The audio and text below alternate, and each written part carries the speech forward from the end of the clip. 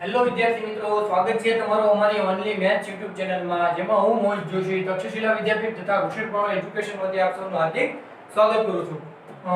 જેમાં આપણે સ્વાધ્યાય 3.1 ના દાખલા જોઈ ગયા પછી અત્યારે હવે ચેપ્ટર 3 નો સૌથી અગત્યનો ટોપિક એકમ વર્તુળ જોવા જઈ રહ્યા છીએ. તો થોડું વ્યવસ્થિત ધ્યાન રાખજો કે એકમ વર્તુળ એટલે શું, કે એકમ વર્તુળમાં આપણે શું શું ભણવાના છીએ.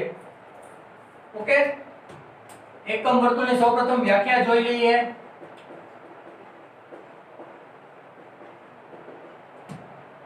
એકમ વર્તુળ એટલે જે વર્તુળની ત્રિજ્યા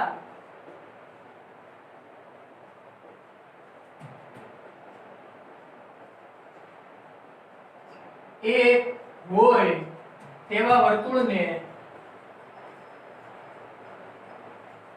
એકમ વર્તુળ કહે છે.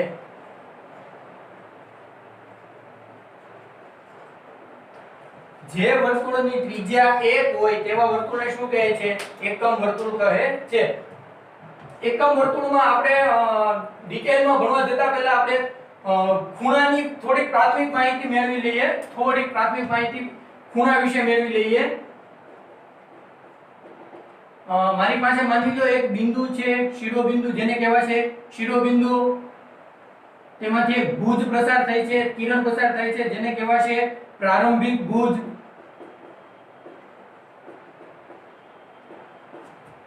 હવે શિરોબિંદુ સ્થિર રહી અને માની લો પ્રારંભિક ભુજ છે એ ઘડિયાળના કાંટાની વિરુદ્ધ દિશામાં અથવા ઘડિયાળના કાંટાની દિશામાં ગતિ કરે છે. તો આપણે કેસ 1 માં લઈ લઈએ. કેસ 1 લઈએ, ઘડિયાળના કાંટાની વિરુદ્ધ દિશામાં, એન્ટી ક્લોકવાઇઝ. ઘડિયાળના કાંટાની વિરુદ્ધ દિશામાં.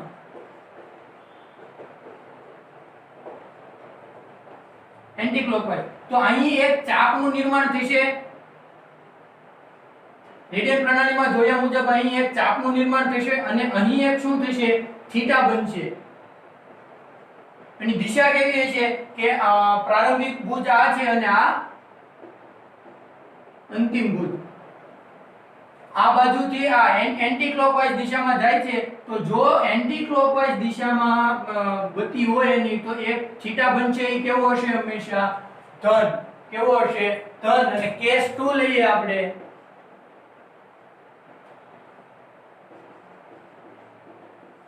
કેસ 2 કે આ શિરોબિંદુ છે. શિરોબિંદુ આ તમારો પ્રારંભિક ભુજ. અને જો એ ઘડિયાળના કાંટાની દિશામાં ગતિ કરે, ઘડિયાળના કાંટાની દિશામાં ગતિ કરે, અહીં એક આ ચાપનું નિર્માણ થશે. તો આ જે થીટા હશે એ કેવો હશે? ઋણ, ક્લોકવાઇઝ.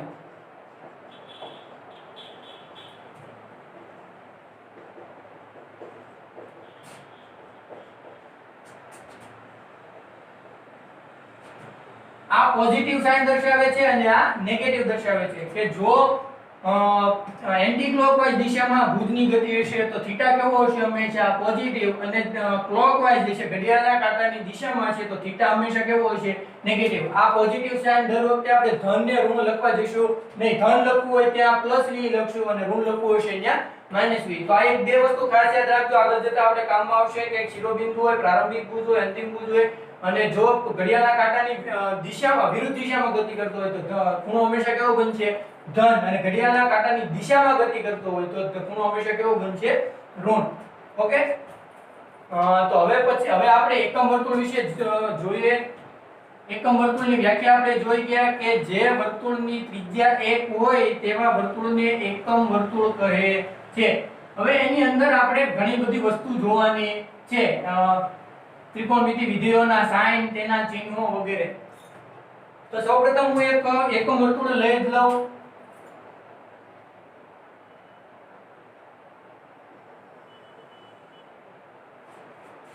તેના હું જો 4 ભાગ પાડું, સરખા 4 ભાગ પાડું,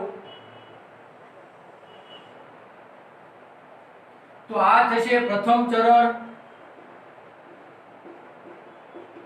આ થશે દ્વિતીય ચરણ,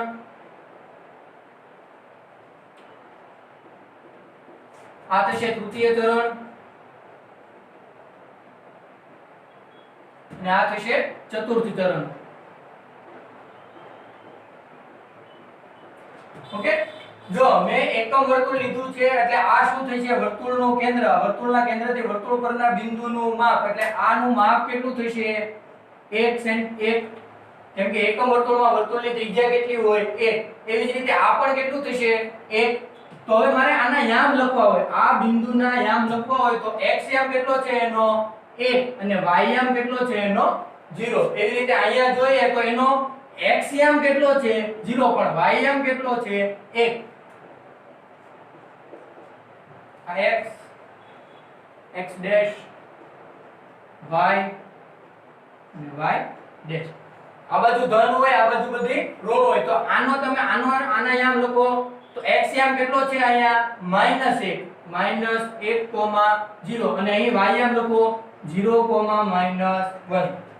ઓકે, ફરીથી ઝડપથી જોઈએ. એકમ વર્તુળ એટલે એવું વર્તુળ કે જેમાં તેની ત્રિજ્યાનું માપ કેટલું હોય? 1. એક એકમ વર્તુળ લીધું, તેના 4 ભાગ પાડ્યા, આને પ્રથમ ચરણ કહેવાશે, આને દ્વિતીય ચરણ કહેવાશે, આને તૃતીય ચરણ કહેવાશે, આને ચતુર્થ ચરણ કહેવાશે. હવે એની ત્રિજ્યાનું માપ કેટલું હશે? 1. એટલે આના યામ શું થશે? 1,0, આના 0,1, આના -1,0 અને આના 0,-1. ઓકે, તો હવે આપણે જોઈએ કે અહીં માપ કયા હોય. સૌપ્રથમ અહીંયા ખૂણો કેટલાનો બન્યો હશે? 0 નો. આને તમે એક પ્રારંભિક ભુજ તરીકે લ્યો તો અહીં ખૂણો કેટલાનો હશે? સૌપ્રથમ 0 નો. એ કઈ અંતિમ ભુજ જ નહીં હોય એટલે 0 અહીં 0 હશે. પછી માની લો કે આ તેનું અંતિમ ભુજ છે તો અહીં થીટા કેટલાનો બન્યો હશે? 90 નો.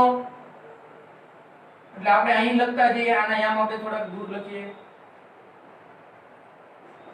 0,1. અહીં લખીએ આપણે 90. ઓકે, અહીંયા કેટલા થશે પાછા? 90 અને આ થશે 180. આ કેટલા થશે? 180 + 90 એટલે 200 આ થશે 270. આના યામ છે 0,-1 270. અહીંયા આવશે પાછા 270 માં તમે 90 ઉમેરો એટલે કેટલા થશે? 360. આ બધા માપ શેમાં લખું છું અત્યારે હું? ડિગ્રીમાં. આ બધા માપ શેમાં છે? ડિગ્રીમાં. 360 માં પાછા 90 ઉમેરો એટલે કેટલા થશે? આમાં પાછા 90 ઉમેરો એટલે કેટલા થશે? 540. આમાં 90 ઉમેરશો એટલે કેટલા થશે? 630 ડિગ્રી. આ બધા માપ શેમાં છે? અત્યારે મારી પાસે ડિગ્રીમાં. એવી રીતે અહીંયા જતા જશે, અહીંયા આવશે 720. આવી રીતે કન્ટિન્યુઅસલી 90 પ્લસ એડ થતા રહેશે. બરોબર, સૌપ્રથમ 0 છે, પછી 90 ડિગ્રી થશે, 180 ડિગ્રી થશે, 270 ડિગ્રી થશે, 360 ડિગ્રી થશે, 450 ડિગ્રી થશે, 554 ડિગ્રી 540 ડિગ્રી થશે, 630 ડિગ્રી. એવી રીતે 90 શું થતા જશે? એડ થતા જશે. આમાં બધા મેં શેમાં લખ્યા? ડિગ્રીની અંદર, અંશમાપની અંદર. હવે મારે રેડિયનમાં ફેરવવા હોય તો 0 નું તો 0 જ રહેશે.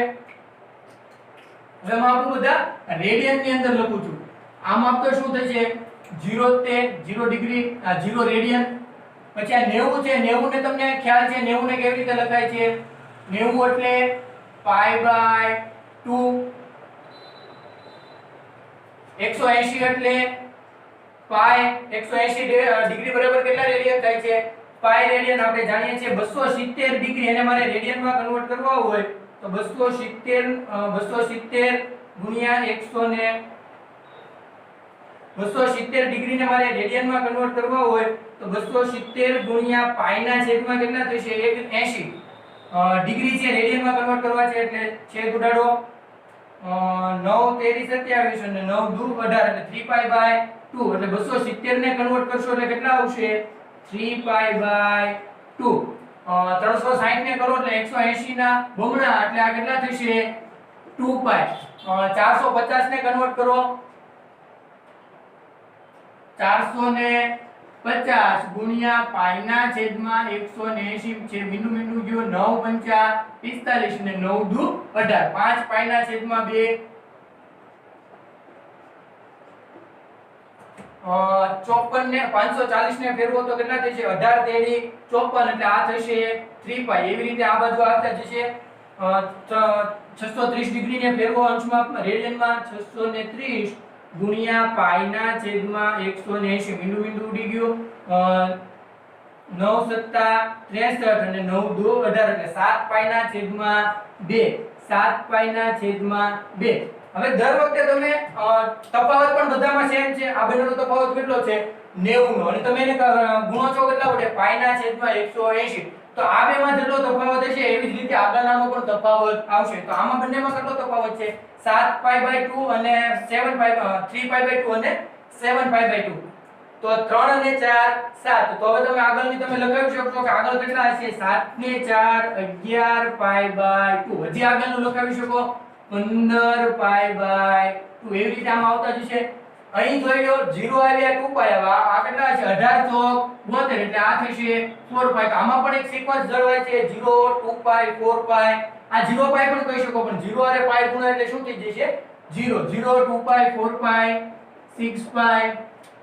આમાં જો પાઈ બાય 2 આમાં કેટલાનો ડિફરન્સ હતો 4 નો. આમાં કેટલાનો આવે છે 4 નો. પાઈ બાય 2 અને 5 પાઈ બાય 2. આની પછીની તમે લખાવો. અહીં જે વેલ્યુ છે એ એક પણ અહીં આવી શકે નહીં. આ pi by 2 3 pi by 2 5 pi by 2 7 pi by 2. હવે આમાં તમે 4 ઉમેરો અથવા આમાં 2 ઉમેરો. 7 ને 2 નો વત્તા 5 ને 4 9 પાઈ બાય 2. હવે આમાં 2 ઉમેરો તો આ આવી જશે. આમાં 2 ઉમેરો તો આની આગળની સંખ્યા આવી જશે 9 ને 4 13 પાઈ બાય 2. આ કેવી રીતે આવતા રહે છે બરોબર. તો આપણે શું કર્યું કે ચાર ભાગ પાડ્યા, બધાને ચરણના નામ દઈ દીધા, યામના નામ લખી નાખ્યા, ડિગ્રીમાં માપ લખ્યા અને ડિગ્રીના માપ શેમાં લખ્યા પાછા રેડિયનમાં માપ પણ લખી નાખ્યા. ઓકે. તો હવે આપણે અહીંયા થોડુંક વ્યવસ્થિત રીતે એકવાર જોઈ લઈએ કે વ્યવસ્થિત માપ બધા લખી નાખીએ.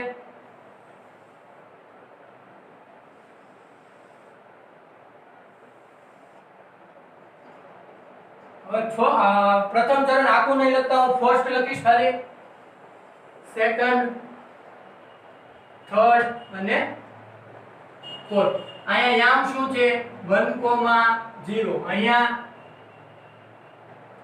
નીચે લખીએ આપણે 1,0. અહીંયા 0,1. અહીંયા -1,0. અહીંયા 0,-1. ઓકે. પછી આગળ જોઈએ, અહીંયા માપ હતા 0, 2 પાઈ, 4 પાઈ વગેરે. અહીંયા માપ છે પાઈ બાય 2 પ્લસ 4 કરવાના એટલે થશે 5 પાઈ બાય 2, 9 પાઈ બાય 2. અહીંયા માપ છે પાઈ, 3 પાઈ, પાઈ વગેરે. અહીંયા જોઈ લઈએ 3 pi by 2, 7 pi by 2, 11 pi by 2 વગેરે. ઓકે. તો હવે આમાં એક વસ્તુ આપણે જોઈએ કે માની લો હું સૌપ્રથમ અહીંયા 0 પર છું. તો એ 0 પર માત્ર 0 પર નહીં કહેવાય, શેમાં કહેવાય 0, 2 પાઈ, 4 પાઈ, પાઈના બેકી ગુણક કહેવાય છે. હવે મારે અહીંથી આ ચરણમાં જવું છે, ફર્સ્ટ ચરણમાં જવું છે. અહીંયાથી x અક્ષ પર અત્યારે હું હાલ છું અને એમાંથી મારે શેમાં જવું છે પ્રથમ ચરણમાં જવું હોય તો આમાં મારે કાંઈક એડ કરવું પડે કે સબટ્રેક્ટ કરવું પડે. તો મારે 0, 2 પાઈ, 4 પાઈ માં જો હું કાંઈક સમથિંગ એડ કરું તો હું શેમાં જાઉં પ્રથમ ચરણમાં. તેવી જ રીતે જો હું માની લો અહીંયા આવું કે pi by 2, 5 pi by 2, 9 pi by 2 પાસે આવું તો મારે પ્રથમ ચરણમાં આવવું હોય મતલબ પાછળ આવવું હોય તો મારે એમાંથી કાંઈક શું કરવું પડે બાદ કરવું પડે. અથવા આપણે જે ખૂણાની વાત જોઈ હતી કે જો હું અત્યારે અહીંથી આમ જાઉં છું તો એ શું થશે એન્ટી ક્લોકવાઇઝમાં થશે કે ક્લોકવાઇઝમાં? તો એ થશે એન્ટી ક્લોકવાઇઝમાં. અને એન્ટી ક્લોકવાઇઝમાં જાશો એટલે થીટા કેવો બનશે ધન બનશે એટલે તો શું થાય પ્લસ થશે. અથવા અહીંયાથી જોઈ લો તમે, અહીંયાથી મારે પાછળ આવવું હોય તો શું થશે પાછળ આવશે અથવા તો શું થશે ઘડિયાળના કાંટાની દિશામાં આવશે. હવે ઘડિયાળના કાંટાની દિશામાં આવશે એટલે શું થશે માઈનસ. જોઈએ આપણે કે આને કેવી રીતે લખી શકીએ કે 0 નું માપ આપણે ન લખતા અહીં લખીએ. જો અહીંયા હું હોવ અને મારે આવું છે પ્રથમ ચરણમાં તો શું થશે 2 પાઈ પ્લસ 2 પાઈ ની અંદર કાંઈક એડ કરો એટલે તમે ક્યાં આવી આવશો પ્રથમ ચરણમાં આવી આવ્યા 2 પાઈ અથવા શું કહી શકીએ 4 પાઈ પ્લસ. એવી રીતે આપણે પાઈના જેટલા પણ બેકી ગુણક હોય એમાં તમે કાંઈક એડ કરો એટલે શેમાં આવી આવશો તમે પ્રથમ ચરણમાં. તેવી જ રીતે પાઈ બાય 2 આના માટે જોઈએ તો શું થશે આ π/2 માઈનસ, શું કામ માઈનસ? કેમ કે હું છે ક્યાં આવું છું? પાછળ આવું છું. આગળ જતા હો તો પ્લસ કરવાનું, રિવર્સ આવતા હો તો શું કરવાનું? માઈનસ. એટલું ધ્યાન યાદ રાખો તો પણ ચાલશે. π/2 માઈનસ આ શું થશે? 5π/2 માઈનસ π/2 ના જે એકી ગુણક છે 1 5 9 વગેરે અહીંયા હો, અહીંયાથી તમારે પાછળ પ્રથમ ચરણમાં આવવું હોય તો શું કરવું પડશે? એક ખૂણામાંથી કા બાદ કરવું પડશે. એવી રીતે હવે તમે કહી શકશો કે મારે જો આ ખૂણામાં આવવું હોય, આ ચરણમાં આવવું હોય, આ ચરણમાં, તો મારે શું કરવું પડશે? તો આ જેટલા પણ એંગલ છે એમાં મારે શું કરવું પડશે? તા એડ કરવું પડશે. જો એડ કરું તો તે હું આ ચરણમાં આવી શકું. અહીંયાથી પણ આ ચરણમાં આવી શકાય તો કે હા, તો આમાંથી મારે શું કરવું પડે? બાદ કરવું પડે, સબટ્રેક્ટ કરવું પડે. અને અહીંયા લખી નાખીએ 12 -1, 0. ઓકે, તો હવે અહીંથી મારે આ ચરણમાં આવવું હોય તો શું કરવું પડે? π/2 પ્લસ 5π/2 પ્લસ, એવી રીતે મારે જેટલા પણ અહીંયા આવતા આવેલા એંગલ હોય એ બધામાં શું કરવું પડે? Plus plus. અહીંયાથી મારે આ એંગલમાં આખું ચરણમાં આવવું હોય તો શું કરવું પડે? π માઈનસ 3π માઈનસ 5π માઈનસ વગેરે. ઓકે, હવે આના માટે હવે ઝડપથી તમે કહી દો કે અહીંયાથી મારે આ ચરણમાં આવવું હોય તો શું કરવું પડશે? π પ્લસ 3π પ્લસ વગેરે. અહીંથી આવવું હોય તો આમાંથી તમારે ક્યાં આવો છો? પાછા આવો છો, રિવર્સ આવો છો, તો તમારે શું કરવું પડશે? એમાંથી માઈનસ 3π/2 માઈનસ 7π/2 માઈનસ વગેરે. અહીંયાથી ચતુર્થ ચરણમાં જવું હોય તો શું થશે? 3π/2 પ્લસ, કેમ કે તમે આગળ વધો છો, 3π/2 પ્લસ 7π/2 પ્લસ વગેરે. અહીંયાથી તમે રિવર્સ આવો છો એટલે શું થશે? ચોથા ચરણમાં આવવા 2π માઈનસ 4π માઈનસ 6π માઈનસ વગેરે. ઓકે, તો આપણે યામ પર અક્ષિસ પરથી ચરણમાં જતા જોઈ ગયા, શીખ્યા કે જો હું અહીંયા હો તો 2π પ્લસ કરું, એ પ્લસ કરું તો તમારે ટૂંકમાં જ્યાં હો ત્યાંથી આગળ વધવાનું, અને માઈનસ કરું તો ક્યાં આવવાનું? પાછળ લેવાનું. ઓકે, તો હવે આપણે એકમ વર્તુળની અંદર જ તે ત્રિકોણમિતિ વિધેયોના ચિહ્નો વિશે વાત કરીશું. ચિહ્નો એટલે શું? તો કે ધન કે ઋણ. ચિહ્નો એટલે ધન અથવા ઋણ, કે ચાર ચરણ છે, જે પ્રથમ ચરણ, દ્વિતીય ચરણ, તૃતીય ચરણ અને ચતુર્થ ચરણ, એમાં કયા કયા વિધેયો ધન હશે? sin cos tan cos sec cos sec cosec ના, અને કયા કયા વિધેયો ક્યાં ક્યાં ઋણ છે એના વિશે માહિતી મેળવવાની છે. તો આપણે સૌપ્રથમ એક એકમ વર્તુળ લઈ લઈએ.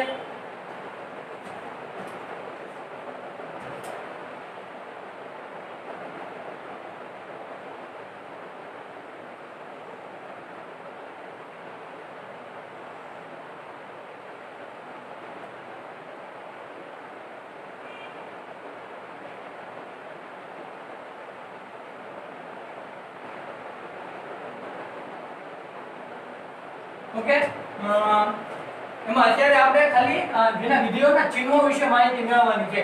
તો આ પ્રથમ આપણે સૌપ્રથમ થીટા શેમાં લઈએ? કેસ 1 થીટા પ્રથમ ચરણમાં. થીટા આપણે સૌપ્રથમ શેમાં લઈ લઈએ? પ્રથમ ચરણમાં. માની લો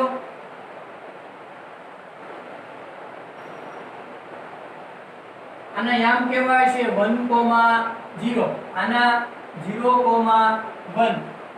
આ કેટલાનો ખૂણો બનશે? 90 નો. અને આ હું માની લો કેવો બને છે? થીટા. અત્યારે આપણે થીટાની સાઈન ધન કે ઋણમાં કરવાનો નથી. અત્યારે આપણે વિધેયો ધન છે કે ઋણ છે એ આપણે નક્કી કરવાનું છે. ઓકે, તો થીટા અત્યારે આપણે હાલપુરથી કેવો લેશું? બધા ચરણમાં દર વખતે ધન લેશું. તો આમાં મારી પાસે થશે, આ માની લો કેટલું છે? આ x છે, એટલું શું છે? x, અને એટલું શું છે? y. તો આ બિંદુના યામ શું થશે? x, y, x, y. અને આમાં કેટલું થશે? આમાં કેટલું થશે? તો કે આ તો શું છે ભાઈ? વર્તુળની ત્રિજ્યા. ઓબવિયસ એનું માપ કેટલું થશે? હંમેશા 1. એનો મતલબ શું થયો? કે x નો વર્ગ, આ પાયથાગોરસનો પ્રમેય આ ત્રિકોણ માટે લગાડો, x નો વર્ગ વત્તા y નો વર્ગ બરાબર કર્ણનો વર્ગ, ને કર્ણનો વર્ગ કેટલો છે અહીંયા? 1. તેથી x નો વર્ગ વત્તા y નો વર્ગ બરાબર 1. અત્યારે આપણે માત્ર માહિતી માટે લઈ લીધું છે. ઓકે, હવે આપણે વિધેય જોતા જઈએ કે sin વિધેય આમાં ધન છે કે ઋણ છે, cos વિધેય ધન છે કે ઋણ છે. થીટા અત્યારે આપણે કેટલા ચરણમાં લીધો? પ્રથમ ચરણમાં. sin થીટા મેળવો અહીંયા સૌપ્રથમ. sin થીટા સૌપ્રથમ લેક્ચરમાં આપણે બધાના સૂત્ર જોઈ ગયા. sin થીટા બરાબર સામેની બાજુના છેદમાં કર્ણ. સામેની બાજુ y, y ના છેદમાં 1, y ના છેદમાં 1. એ કેવો મળશે? પોઝિટિવ. કેમ કે y કેવો છે? પોઝિટિવ. ધન મળશે ટૂંકમાં. આ નિશાની છે ને આપણે દર્શાવીએ છીએ ધન માટે. cos થીટા મેળવો. cos થીટા બરાબર x ના છેદમાં 1 બરાબર ધન. tan થીટા મેળવો. y ના sin થીટા પણ cos થીટા 1 જાય. y ના છેદમાં x બરાબર આ પણ શું થશે? ધન. cot થીટા આનું ઊંધું x ના છેદમાં y એ પણ કેવો થશે? ધન. sec થીટા કોનું ઊંધું થશે? cos થીટા નું થશે 1 ના છેદમાં x. x કેવો છે અત્યારે? ધન, એટલે આ પણ કેવું થશે? ધન. અને હવે વધ્યું એક cosec થીટા શું થશે? 1 ના છેદમાં y એ પણ કેવું થશે? ધન. તો પ્રથમ ચરણમાં તો તમે ત્રિકોણમિતિય 6 એ 6 વિધેયો તમે ધોરણ 10 માં ભણી ગયા. આ માત્ર આપણા માટે શું હતું અત્યારે? એક ટાઈપનું રિવિઝન કે 6 એ 6 વિધેય પ્રથમ ચરણમાં કેવા હોય? ધન. એક વિધાન અહીં લખી નાખું છું, નોટ કરી રાખજો. આમ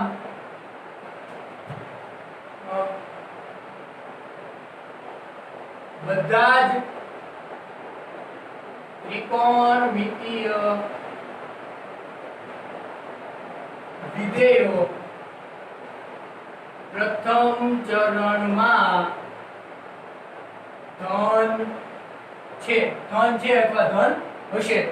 ઓકે, એકવાર ઝડપથી ફરીથી જોઈ લઈએ. એક એકમ વર્તુળ લઈ લીધું અને અહીંયા વર્તુળમાં 0 થશે. એક આપણે ત્રિકોણ લઈ લીધો, અહીંયા થીટામાં આવશે.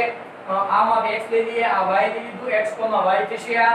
આ ત્રિજ્યા, એની ત્રિજ્યા કેટલી છે? 1. એટલે કર્ણનું માપ કેટલું થશે? 1. હવે મારે આ થીટા હંમેશા કેવો લેવો પડશે? સૌપ્રથમ ઈ ખાસ યાદ રાખવાનું, થીટા ક્યારે અત્યારે આ થિયરીની સાબિતી માટે થીટા ઋણ લેવાનો આવશે નહીં, કારણ કે મારે વિધેયનું માપ મેળવવા, વિધેય ધન છે કે ઋણ છે એ નક્કી કરવાનું છે. ઓકે, તો sin થીટા અહીંથી મેળવો એટલે પોઝિટિવ મળે છે, cos થીટા પણ પોઝિટિવ મળે છે, tan થીટા પણ પોઝિટિવ મળે છે, cot થીટા પણ પોઝિટિવ મળે છે, sec થીટા અને cosec થીટા પણ પોઝિટિવ મળે છે. અને જે આપણે ધોરણ 10 માં ભણી ચૂક્યા છીએ કે પ્રથમ ચરણમાં ત્રિકોણમિતિય વિધેયો બધા જ કેવા હોય છે?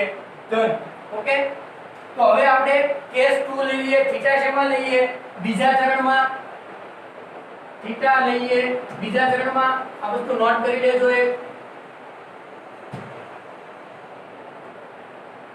હવે કેસ થીટા શેમાં લઈએ આપણે? બીજા ચરણમાં. કેસ 2 થીટા બીજા ચરણમાં. થીટા બીજા ચરણમાં લ્યો.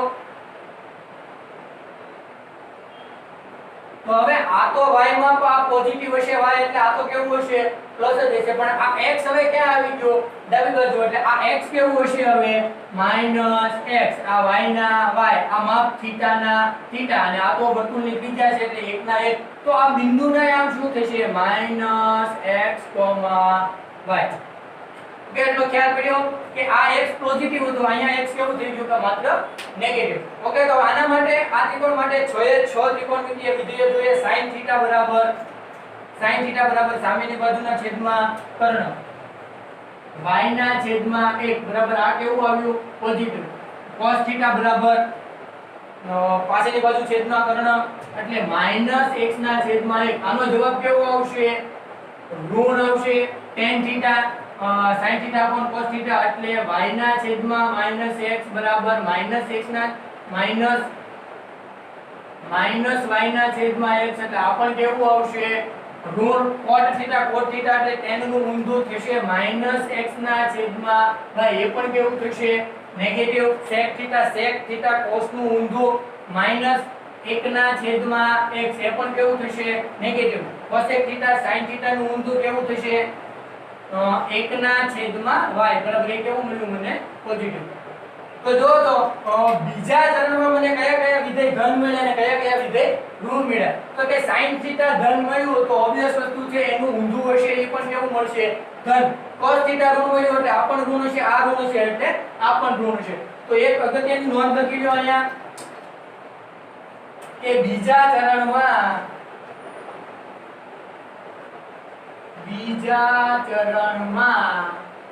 sin અને cosec ધન હશે અને બાકીના વિધેયો કેવા હશે?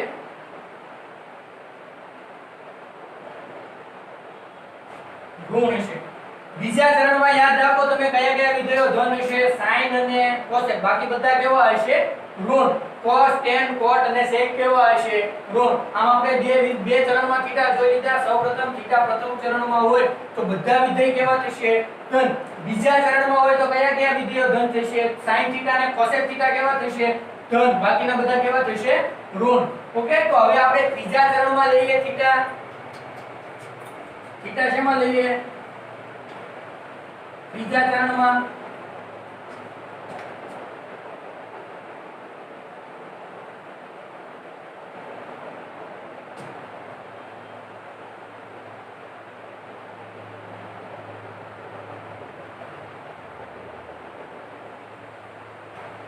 થીટા ત્રીજા ચરણમાં લઈએ cos3 થીટા ત્રીજા ચરણમાં. હવે થીટા જો તમે ત્રીજા ચરણમાં લેશો તો ત્યાં x યામ અને y યામ બંને યામ કેવા હશે? ઋણ હશે. જોઈએ આપણે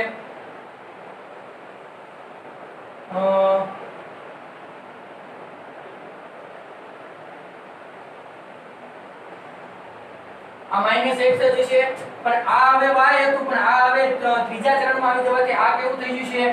-y. આ શું થઈ જશે? -y. અને આ માપ તો શેનો કેટલું હશે? થીટા છે. આ -x અને આ કેટલું લેશે? થીટા. આપણે થીટા હંમેશા કેવો લઈએ છીએ? પોઝિટિવ.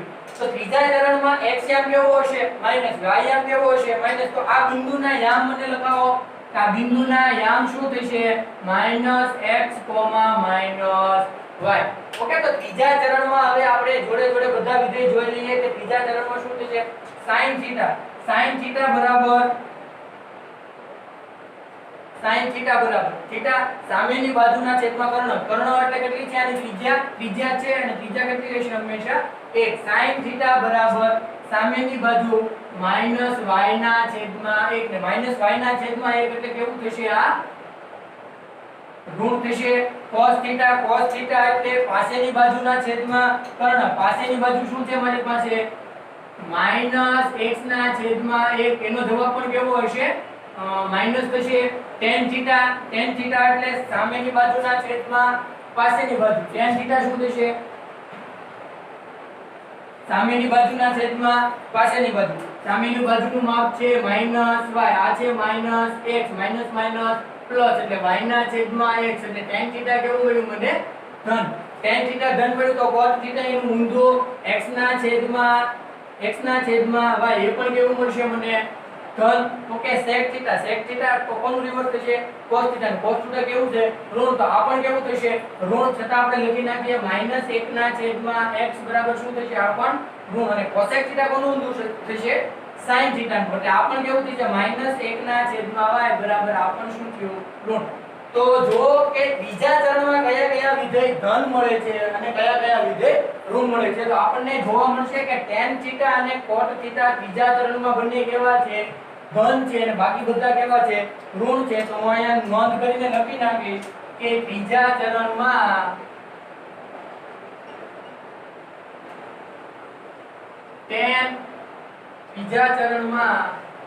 tan અને cot ધન હશે અને બાકીના વિધેયો કેવા હશે? ઋણ હશે. એકવાર ફરીથી પહેલેથી રિવિઝન કરી લઈએ કે પ્રથમ ચરણમાં બધા વિધેય ધન મળે છે. બીજા ચરણમાં sin અને cosec ધન મળે છે. ત્રીજા ચરણમાં tan અને cot ધન મળે છે. હવે આપણે આ ચરણમાં તમે ડાયરેક્ટ કહી શકશો છતાં પણ આપણે જોઈ જ લેશું કે sin અને cosec આવી ગયા, tan અને કોટ આવી ગયા. વધ્યા કયા? cos અને sec. તો આ વિધેય આ ચરણમાં કયા કયા ધન હશે? sec અને cos. આપણે ઝડપથી જોઈ લઈએ એ પણ કે થીટા કયા ચરણમાં લઈએ હવે? ચોથા ચરણમાં.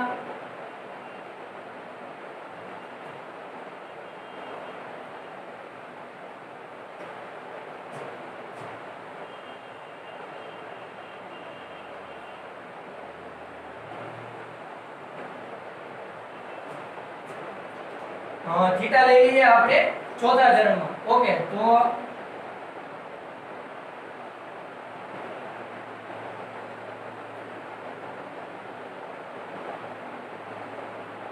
આવા હેતુ તો આ શું થશે હવે મારી પાસે માઈનસ y. આ x તો ધન હતા, આ બાજુ x તો ધન જ રહેશે અને થીટા પણ કેવો લેવાનો રહેશે આપણે હંમેશા? ધન. આ માપ કેટલું હશે? 1, કેમ કે આ શું છે? વર્તુળની ત્રિજ્યા. ઓકે, આના માટે જોઈએ sin થીટા. sin થીટા એટલે સામેની બાજુના છેદમાં કર્ણ. સામેની બાજુ કેટલી છે મારી પાસે? -y.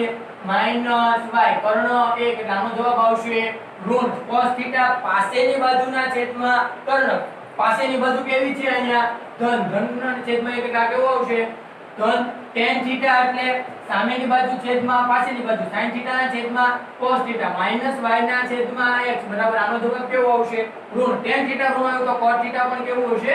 ઋણ. આ થશે -x ના છેદમાં y. આ થશે ઋણ. sec થીટા કોનું ઊંધું? cos થીટા નું. હવે cos થીટા પ્લસ છે તો sec થીટા પણ કેવું હશે? સ્વાભાવિક વાત છે, પ્લસ જ છે એટલે આ થશે 1 ના છેદમાં x એટલે આ પણ કેવું થશે? Plus. cosec theta sin theta નું ઊંધું છે એટલે આ કેવું થશે? ઋણ. તો આ પણ કેવું થશે? ઋણ. -1 ના છેદમાં y બરાબર ઋણ. ઓકે, તો આ જોઈ ગયા આપણે કે ચોથા ચરણમાં કયા કયા વિધેય ધન હશે? ચોથા ચરણમાં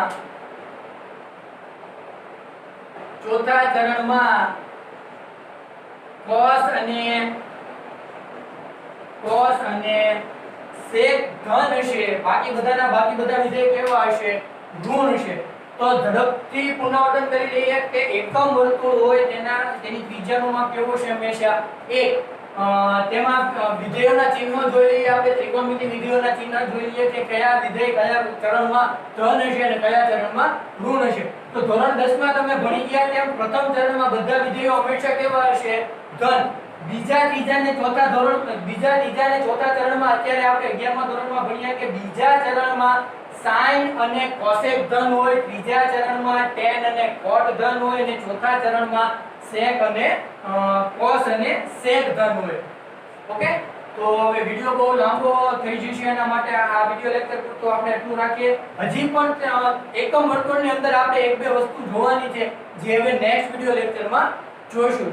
તો વિડિયો ગમ્યો હોય તો લાઈક કરો, શેર કરો અને સબસ્ક્રાઇબ કરો. Keep learning.